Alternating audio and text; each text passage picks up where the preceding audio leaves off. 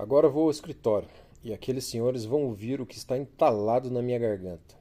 Não há mais nenhum passageiro aqui, não é necessário se preocupar. Isso o foguista repetiu várias vezes. E enquanto andava, tentou dar um pontapé em uma ratazana que lhes cruzou o caminho, dando pisadas para o lado, mas apenas empurrou-a mais depressa para dentro do buraco, que ela ainda alcançou a tempo. Na verdade, ele era lento em seus movimentos, pois apesar de suas pernas serem longas, eram demasiado pesadas. Atravessaram o setor da cozinha, onde algumas moças com aventais sujos, elas os molhavam deliberadamente, lavavam a louça em grandes cubas. O foguista atraiu uma certa Line, colocou o braço em volta da sua cintura e a fez acompanhá-los durante parte do caminho, enquanto ela resistia ao seu abraço de maneira sedutora. O pagamento está para sair, você quer vir conosco? Ele perguntou. Por que eu deveria me dar a esse trabalho? Prefiro que me traga o dinheiro aqui. Ela respondeu, deslizando por debaixo do braço dele e fugindo. Onde você encontrou esse moço bonito? Ela ainda gritou, mas já sem esperar uma resposta. Podia-se ouvir o riso de todas as moças que tinham interrompido seu trabalho. Os dois, entretanto, continuaram a andar e chegaram a uma porta, encimada por um pequeno frontão sustentado por pequenas cariátides douradas. Parecia muito luxuoso, tendo em vista que se tratava da decoração do navio. Cal percebeu que jamais estiveram naquele setor, reservado provavelmente aos passageiros de primeira e segunda classe, ao passo que agora eles haviam retirado as portas de separação antes da limpeza geral do navio. De fato, já haviam cruzado com alguns homens carregando vassouras no ombro, que cumprimentavam o foguista. Cal ficou espantado com a dimensão do empreendimento. É certo que, como passageiro da terceira classe, pouco conhecimento tomara disso. Ao longo dos corredores estendiam-se também cabos de instalações elétricas, e um pequeno sino era ouvido de maneira contínua.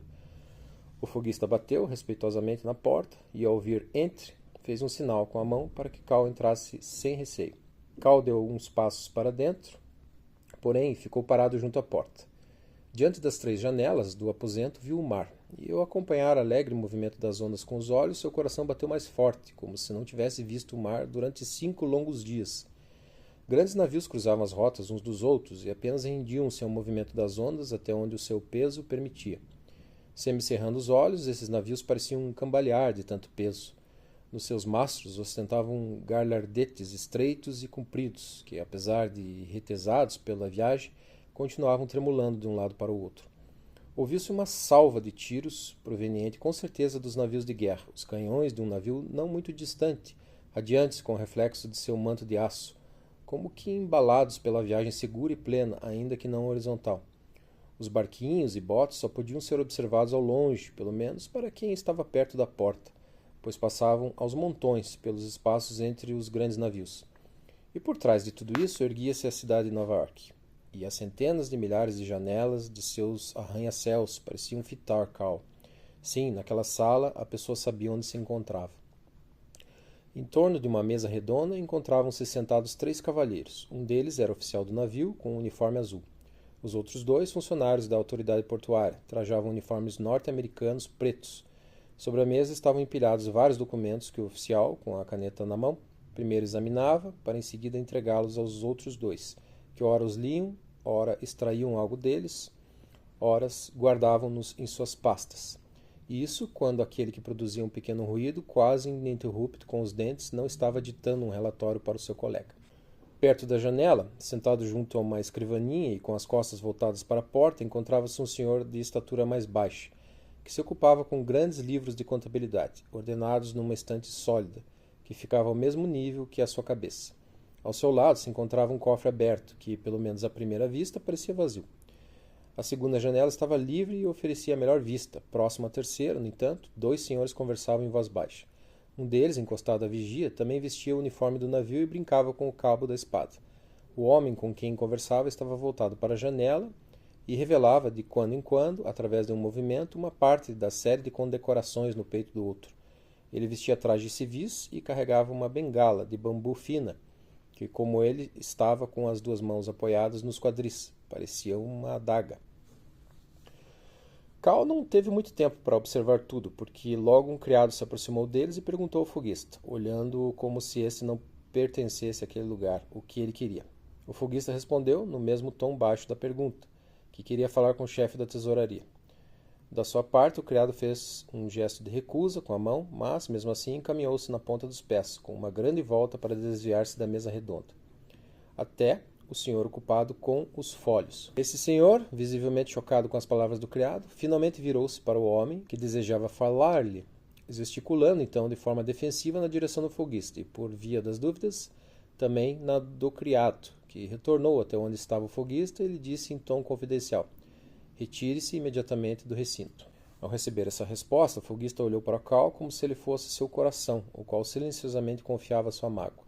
Sem pensar duas vezes, Cal atravessou o recinto correndo, chegando mesmo a esbarrar na cadeira do oficial. O criado corria atrás dele com os braços abertos, prontos para o agarrar, como se estivesse perseguindo um inseto, mas Cal chegou primeiro à mesa do chefe da tesouraria, a qual se agarrou com firmeza para o caso de o criado tentar arrancá-lo de lá. É claro que a sala imediatamente se animou. O oficial do navio, sentado à mesa, se colocou de pé num salto. Os funcionários da autoridade portuária observavam tudo com calma, porém atentos. Os dois senhores junto à vigia tinham se colocado lado a lado. O criado, acreditando que não lhe cabia intervir num caso que já despertara o interesse da alta hierarquia, recuou. Perto da porta, o folguista aguardava tenso, pelo momento em que sua ajuda se fizesse necessária. O chefe da tesouraria, enfim, girou sua poltrona ostensivamente para a direita. Cal vasculhou sua bolsa secreta, sem problemas de revelá-la aos olhos dessas pessoas, e dela extraiu o seu passaporte, que colocou aberto sobre a mesa à guisa de apresentação. O chefe da tesouraria parecia considerar esse passaporte relevante, pois deu-lhe um piparote com 2 dedos e o afastou. Depois disso, Cal tornou a guardar o documento como se essa formalidade tivesse sido cumprida satisfatoriamente. Permito-me dizer, ele começou, que na minha opinião o senhor folguista foi injustiçado. Tem um certo Schubel aqui que está pegando no seu pé. Ele já serviu de modo satisfatório em muitos navios, cujos nomes poderá dizer aos senhores. É diligente, trabalha com boa vontade e realmente não dá para entender por que é justamente nesse navio, onde o serviço não é tão pesado quanto, por exemplo, nos cargueiros, que seu trabalho desagrada. Portanto, só pode ser uma calúnia o que afeta a sua carreira e o priva do reconhecimento que, de outra forma, dificilmente lhe faltaria. Eu apenas tratei o assunto de maneira geral. Ele mesmo vai apresentar suas queixas para os senhores. Com essa fala, Cal tinha se dirigido a todos os presentes, porque de fato todos prestaram atenção e parecia muito mais provável que houvesse um justo entre eles do que esse justo fosse justamente o chefe da tesouraria. Por astúcia, Cal, além disso, ocultou dos ouvintes que conhecia o folguista havia bem pouco tempo. De resto, teria falado muito melhor se não tivesse distraído com o rosto vermelho do cavaleiro com a bengala de bambu, a quem, da sua posição atual, via pela primeira vez. É isso mesmo, sem tirar nem pôr, disse o folguista, antes de qualquer pessoa perguntar, ou sequer olhar para ele. Essa sua precipitação poderia ter-lhe sido um grande erro, se o cavaleiro com as condecorações, que por certeza era o capitão, conforme Cal intuía naquele momento, não estivesse decidido a ouvir o folguista. Estendeu-lhe a mão e chamou: venha cá, numa voz que parecia de aço, de tão firme. Tudo agora dependia do comportamento do folguista, pois Cal não tinha dúvidas no que dizia respeito à justiça de sua causa. Felizmente, comprovou-se nessa oportunidade que o folguista era um sujeito com alguma experiência do mundo. Com calma exemplar, sacou um maço de papéis e mais uma caderneta de anotações de sua maleta. E, ignorando totalmente a presença do chefe da tesouraria, levou tudo até o capitão, como se isso fosse a coisa mais natural do mundo. Espalhou sua documentação no parapeito da vigia. O chefe da tesouraria não teve escolha, senão se dirigir até lá.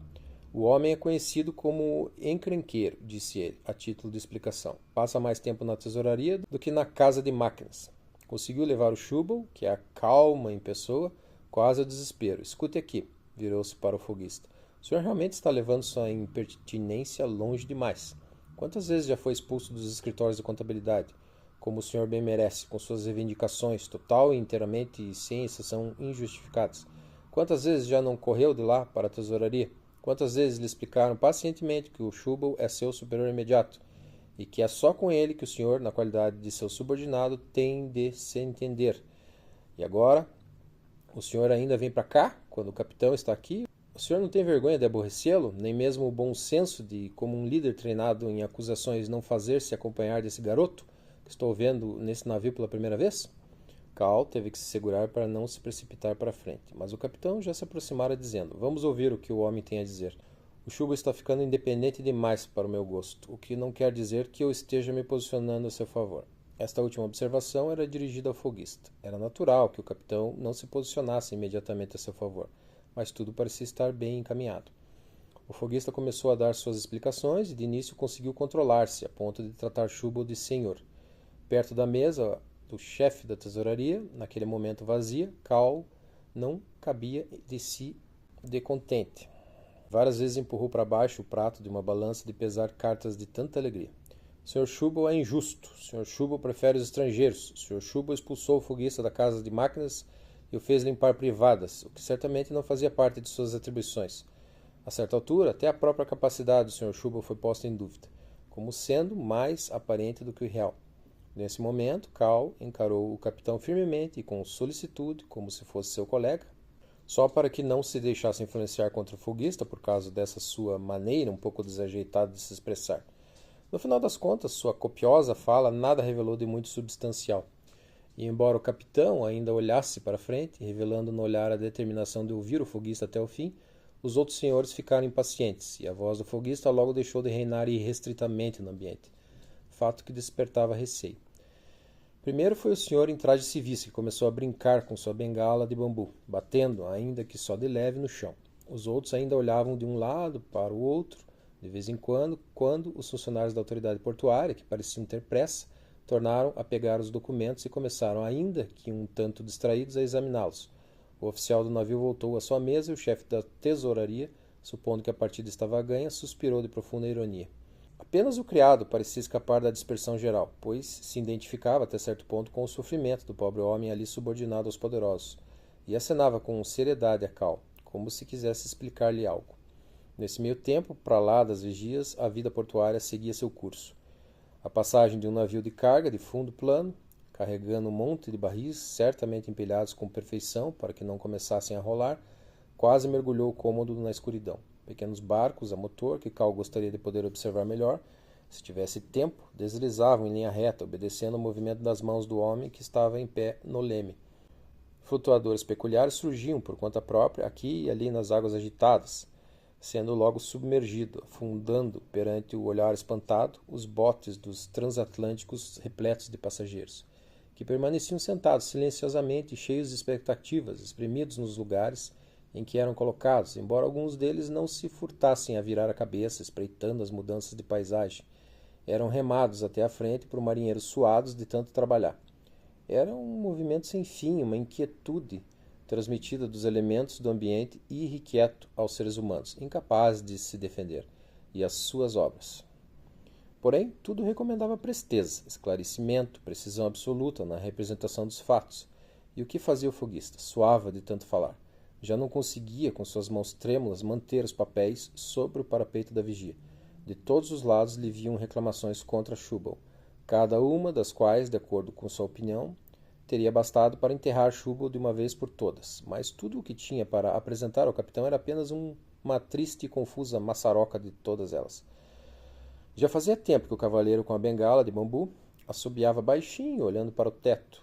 Os oficiais do porto já mantinham o do navio na mesa deles, não dando qualquer sinal de que abririam mão dele. Era visível que o chefe da tesouraria não se exaltava por causa da calma do capitão. O criado aguardava em estado de atenção, a qualquer momento, a ordem do capitão relacionada com o foguista. Karl não podia mais ficar parado, portanto dirigiu-se lentamente em direção ao grupo, e enquanto caminhava pensou com rapidez como abordar o assunto com habilidade. Já não era sem tempo, mais um pouco e ambos poderiam ser escorraçados do escritório. O capitão poderia ser um bom homem e, além disso, ter um motivo especial para parecer um superior justo naquele momento. Pelo menos assim parecia a Karl. Mas, afinal de contas, não era um instrumento que pudesse ser tocado descuidadosamente, e era bem assim que o foguista o estava tratando. É verdade que levado por sua indignação interior sem limites. Por isso, Karl disse ao foguista: "Tende a apresentar isso de um jeito mais simples, mais claro, de forma como está lhe contando os fatos. O capitão não tem como avaliá-los. Será que ele conhece todos os maquinistas e moleques de recado pelo nome, ou até pelo prenome, de modo que é só mencioná-lo que ele já sabe de quem se trata? Organize suas reclamações. Comece falando das mais importantes e só depois das outras. Talvez não seja necessário sequer mencionar a maioria. Comigo você foi sempre tão claro na sua exposição. Se na América pode-se roubar malas, uma mentirinha de vez em quando também deve ser permitida", pensou à guisa de desculpas. Mas se ao menos tivesse ajudado, será que já não era tarde demais? É verdade que o foguista parou de falar imediatamente ao ouvir a voz familiar, mas com os olhos totalmente cobertos de lágrimas, da honra masculina ofendida, das lembranças terríveis, da extrema angústia, já nem era capaz de reconhecer Cal direito. E como poderia ele? Cal reconheceu isso silenciosamente diante daquele homem emudecido. Como poderia ele agora de repente mudar sua maneira de falar, quando já dissera tudo o que tinha a dizer, sem a menor consideração? Mas, por outro lado, como se não tivesse dito nada ainda, não podendo esperar que os cavaleiros continuassem a ouvir tudo aquilo. E era no momento desse que Cal, seu único defensor, havia de dar-lhe bons conselhos, que só serviam para mostrar que tudo estava perdido.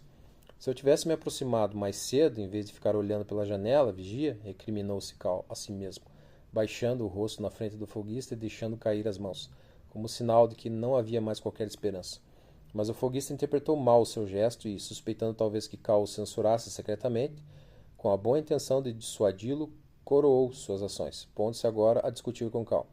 Isso no momento em que os cavalheiros em torno da mesa redonda já estavam, havia muito, indignados com a barulheira inútil que atrapalhava seu trabalho importante, em que o chefe da tesouraria começava a estranhar a paciência do capitão, tendendo a uma interferência imediata, em que o criado, já inteiramente integrado na esfera de seus patrões, media o foguista com um olhar selvagem, e finalmente o senhor com a bengala de bambu, para quem o capitão, de vez em quando, lançava um olhar amistoso.